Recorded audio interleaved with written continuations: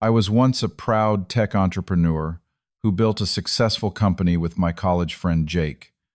For 7 years, I thought I had the perfect marriage with Amanda. We had everything I dreamed of growing up. But one morning, while Amanda was showering, her phone kept buzzing with notifications. I glanced at it, seeing several messages from someone named Michael. What I read in those texts shattered my entire world and forced me to question everything I thought I knew about love, trust, and loyalty. Before I tell you how I discovered my wife's betrayal that changed everything, let me know where you're watching from and hit that subscribe button if you've ever had your trust broken by someone you loved. I grew up in Seattle in a middle-class family. My parents worked hard to provide for me and my sister, but we never had much luxury. That experience shaped my work ethic through school and college. I put myself through University of Washington studying computer science, often juggling multiple part-time jobs while maintaining a high GPA. All those sleepless nights were worth it when I graduated with honors and landed my first job at a promising tech firm. I met Amanda at a regional tech conference 9 years ago. She was representing her marketing agency, and I was there networking for my employer. The moment I saw her confidently working the room, I was captivated. She had this magnetic energy about her, always the center of attention, with her infectious laugh and sharp wit. When our eyes met across the crowded exhibition hall, I felt something I had never experienced before. By the end of the night, we had exchanged numbers, and within a week we were dating. Amanda and I connected on so many levels. She was ambitious, intelligent, and seemed genuinely supportive of my dreams to start my own company someday. We shared a vision of building a life together where we both pursued our passions while supporting each other.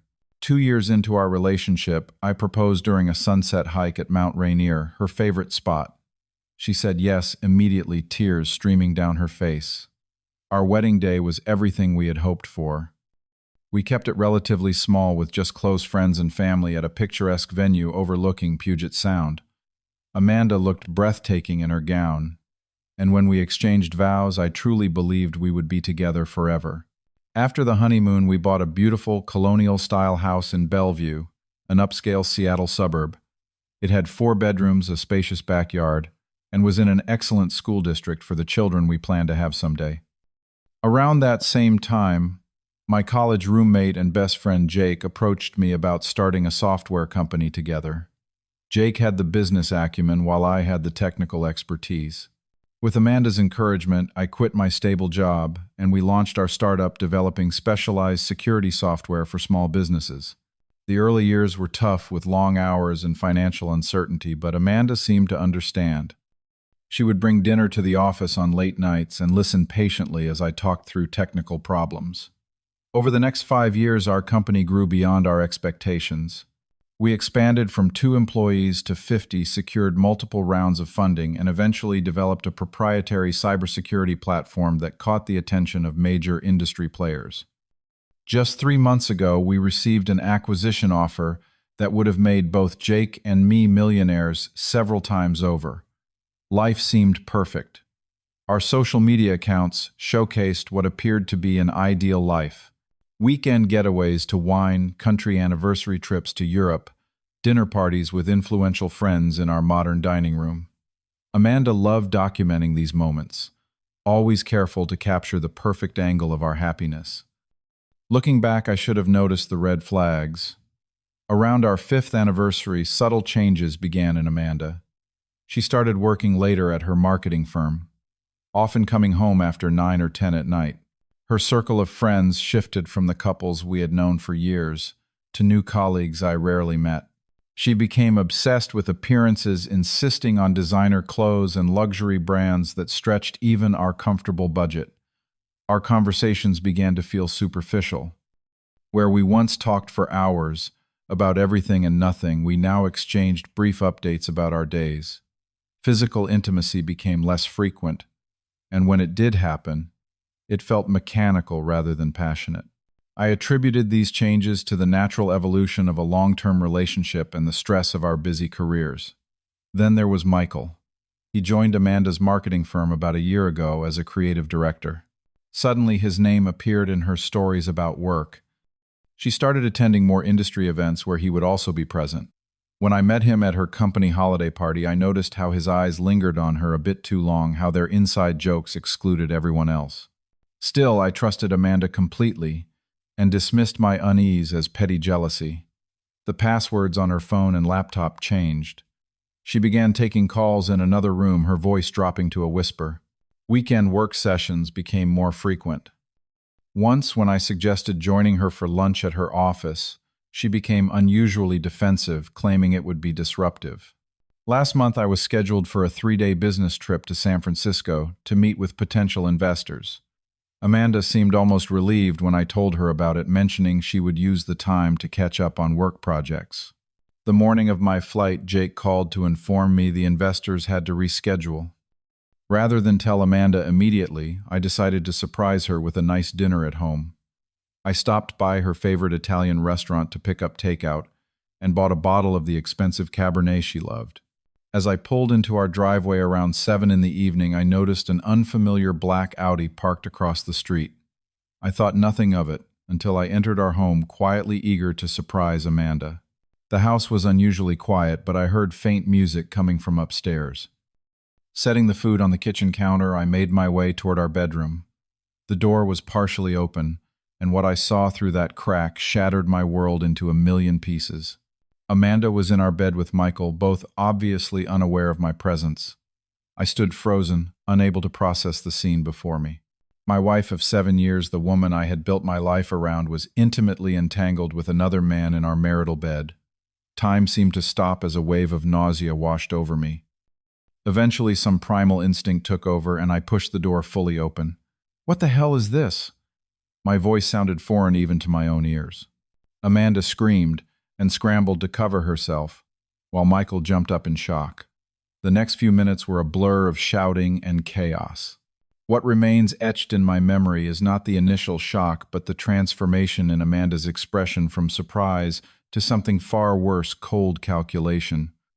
"You were supposed to be in San Francisco," she said, as if my presence was the actual violation. Clearly, I responded, my voice shaking with rage and hurt. "How long has this been going on?" Michael had the audacity to smirk, gathering his clothes with casual indifference. "Maybe I should go," he said to Amanda, not even acknowledging me. "No, stay," Amanda replied, her eyes never leaving mine. Merle was just leaving. I could not believe what I was hearing. "I am leaving. This is my house, our house." Amanda laughed, then a cruel sound I had never heard from her before. "Be realistic, Merle. This has been coming for a long time. Michael and I connect on a level you and I never did. What are you talking about? We have been married for 7 years. We built a life together, and I have been bored for at least 5 of them," she shot back.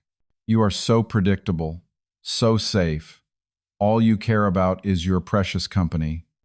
Michael understands my needs." Each word felt like a physical blow. The woman before me was unrecognizable from the person I thought I had married. As Michael finished dressing, he placed a possessive hand on Amanda's shoulder. "You should know," he said finally. "Addressing me, this is not just a fling. We have plans." I left the house in a daze, unable to remain under the same roof with them. I drove aimlessly for hours, eventually checking into an airport hotel around midnight. That night was the longest of my life.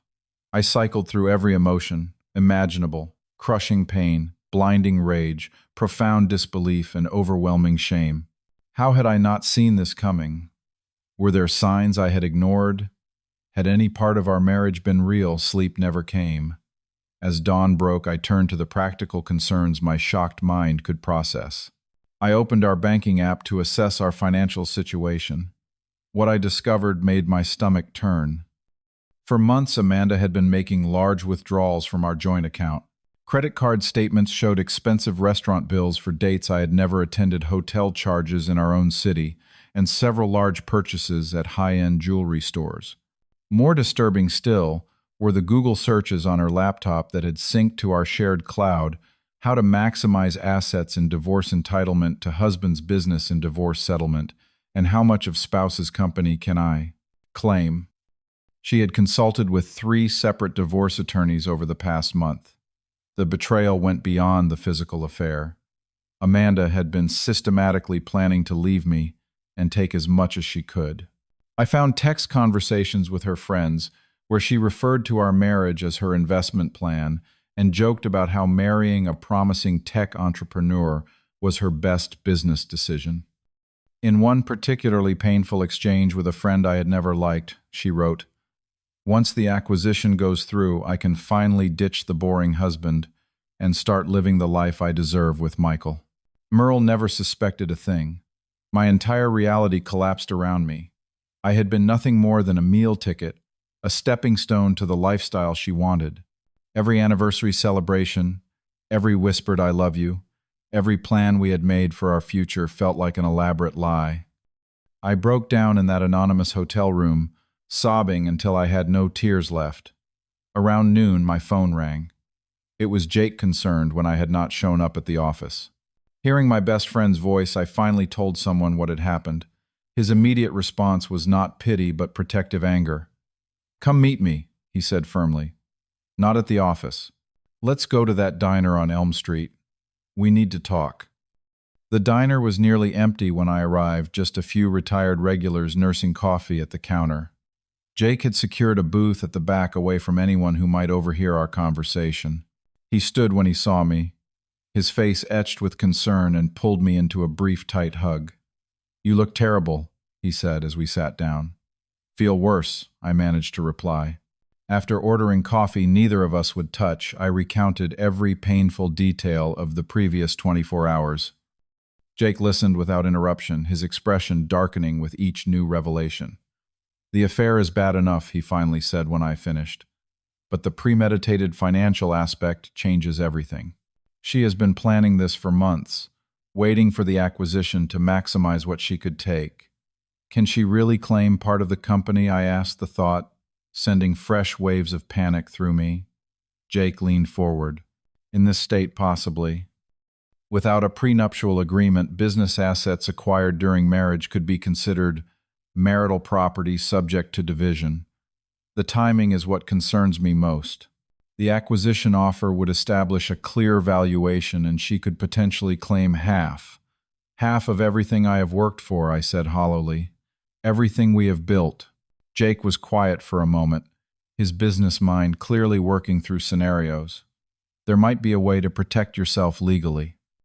It is not about revenge, Merle. It is about ensuring she cannot take advantage of you any more than she already has." He outlined a potential strategy. I could sell my shares of our company to him for a nominal amount temporarily. Then I could invest my liquid assets into his new side project, a startup still in its infancy but with legitimate business potential. The transactions would be legal, documented as business decisions rather than attempts to hide assets. "I would need to consult with an attorney," I said cautiously. "Absolutely. Nothing underhanded. Everything above board and legally defensible. But we need to move quickly before she files for divorce." The next morning I met with Patricia Henderson, a divorce attorney Jake recommended. She reviewed the evidence of Amanda's infidelity and financial planning, then considered Jake's proposed strategy. "It is unorthodox," she admitted. "But if executed properly with proper documentation of legitimate business purposes, it could be defensible. Courts generally frown on attempts to hide assets, but they also recognize valid business transactions even when they occur near divorce proceedings." With Patricia's guidance, we developed a comprehensive plan. I would sell my company shares to Jake for $10 a nominal but legally valid transaction. He would sign a side agreement, acknowledging the temporary nature of the arrangement and my right to repurchase the shares after the divorce at the same price. For my savings, I would make a legitimate investment in Jake's nascent startup, properly documented with business plans, projections, and a formal investment agreement. While these legal preparations were underway, I returned home briefly when Amanda was at work to collect essential items and install small security cameras in common areas. Patricia advised me that evidence of continued infidelity could be useful, though our state did not require fault for divorce. Over the next week, the cameras captured Amanda, bringing Michael to our home multiple times. They cooked dinner in our kitchen, drank wine from our wedding crystal, and slept in our bed. They also discussed their plans openly, confirming my worst fears. Once the divorce is final and I get my share of his company, we can buy that house in Madison Park you liked, Amanda told Michael one evening. And when exactly is this acquisition supposed to happen, Michael asked. Within 3 months. The timing could not be better. Once the deal closes, half of that will be mine. Having this concrete evidence was both devastating and empowering. I no longer harbored any doubts about Amanda's intentions or any lingering hope that I had misunderstood the situation. With Patricia's legal advice and Jake's unwavering support, I executed our plan. The paperwork transferring my company shares to Jake was properly filed and notarized. My personal savings were invested in his new artificial intelligence venture with comprehensive documentation of the business opportunity and investment rationale. I left just enough in our joint account to maintain the mortgage and utilities for a short period. Throughout this process, I wrestled with complex emotions. Part of me wanted revenge, wanted Amanda to suffer as I had suffered. But another part recognized that such thoughts were beneath the person I wanted to be. My goal became simple: protect what I had worked for and exit this toxic relationship with my integrity intact. Jake demonstrated friendship beyond anything I had experienced. "I have your back," he assured me. "This is temporary. Once the dust settles, we will restore your position in the company." I would never take advantage of this situation. I believed him completely. In a world where my trust had been shattered, Jake's loyalty was the one certainty I could cling to. With all legal preparations complete and evidence secured, I was ready for the final confrontation. Patricia prepared divorce papers citing irreconcilable differences and Amanda's infidelity with provisions reflecting our new financial reality. The moment had come to face Amanda and end our marriage. 2 weeks after discovering the affair, I returned to our home divorce papers in hand.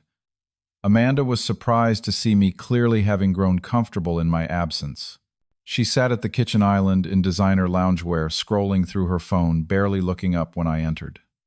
Finally decided to come home. "Or are you just here to get more of your things?" she asked dismissively. "Actually, I am here to give you these."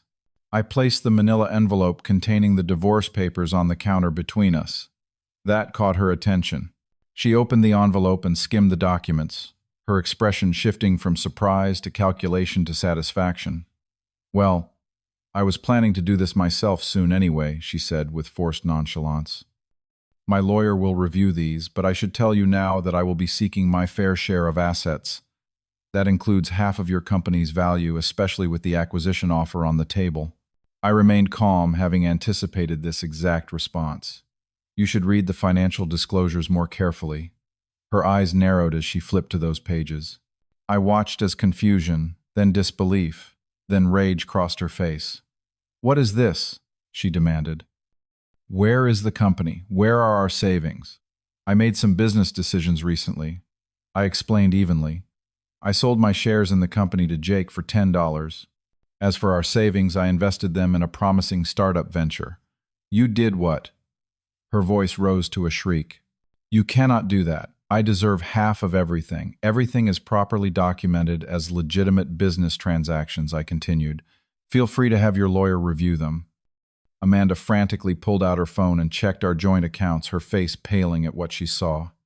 "This is illegal. You cannot hide assets before a divorce. Nothing is hidden. The transactions are fully disclosed in the financial statements.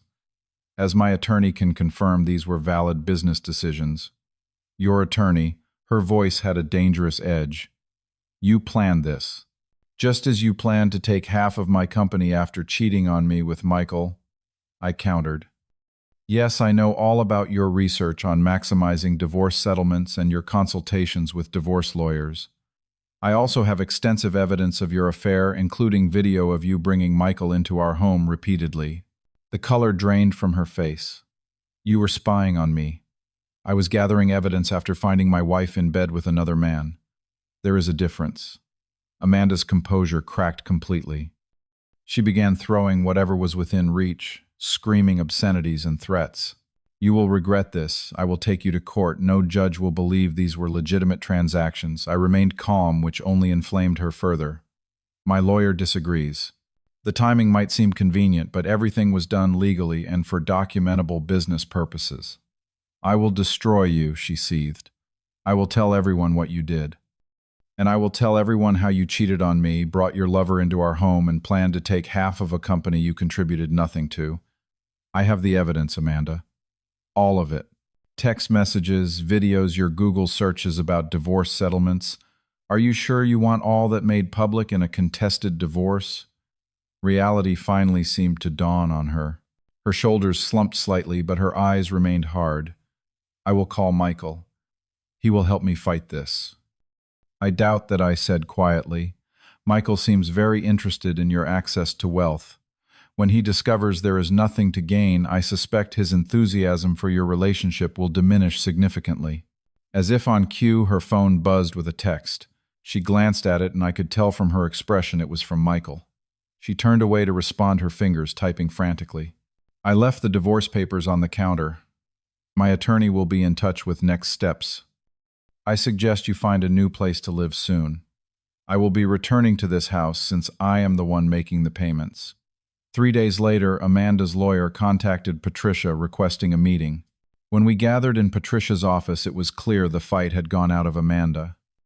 Her lawyer, an older man with a perpetually disappointed expression, explained that after reviewing our financial disclosures and the evidence of Amanda's infidelity, they were prepared to accept a simplified settlement. My client still maintains that the timing of these business transactions is suspicious, he said, without much conviction. Patricia was professional but firm. The transactions were legitimate business decisions, properly documented with clear business purposes. Should this proceed to court, we are prepared to defend their validity, along with presenting extensive evidence of your client's infidelity and premeditated plans to claim my client's business assets. In the end, Amanda accepted a settlement that gave her a small cash payment and our household furniture, but nothing from the company or my investment in Jake's startup. Michael, as I had predicted, ended their relationship shortly after learning there would be no financial windfall. The divorce was finalized 3 months later. By then, I had already begun rebuilding my life. I moved into a modest apartment focusing on work and healing. Jake kept his promise, allowing me to repurchase my company shares for the same $10 price once the divorce was final. The acquisition deal progressed smoothly, and 6 months after my divorce, the sale of our company was complete. Jake's startup, where I had invested my savings, showed tremendous promise. Within a year, it had secured significant funding at a valuation 5 times higher than my initial investment. My financial position was actually stronger than before the divorce, but more importantly, I had learned invaluable lessons about trust, authenticity, and resilience. I reconnected with friends I had neglected during my marriage, realizing Amanda had subtly isolated me from many of my support systems. I started rock climbing again, a passion I had abandoned years ago when Amanda complained about the time it took. Gradually, I rediscovered parts of myself that had been suppressed in my effort to be the husband Amanda wanted. 1 year after the divorce, at a tech networking event I almost skipped, I met Ellie. Unlike Amanda, she was genuinely interested in others, asking thoughtful questions and listening attentively to the answers. She ran a small graphic design business and spoke passionately about her work with nonprofit organizations. When she learned about my recent success, she seemed almost uncomfortable with the topic, quickly shifting the conversation back to shared interests rather than financial status. After the betrayal I had experienced, trusting someone new was terrifying, but Ellie was patient, understanding my hesitation without taking it personally. We built our relationship slowly, based on honest communication and mutual respect. When I finally shared the full story of my marriage and divorce, Ellie was compassionate without being pitying. "She did not deserve you," she said simply. "And for what it is worth, I am interested in who you are, not what you own. Today, life is not perfect, but it is authentic." Jake and I continue to build successful businesses together, our friendship stronger than ever after weathering such a significant crisis.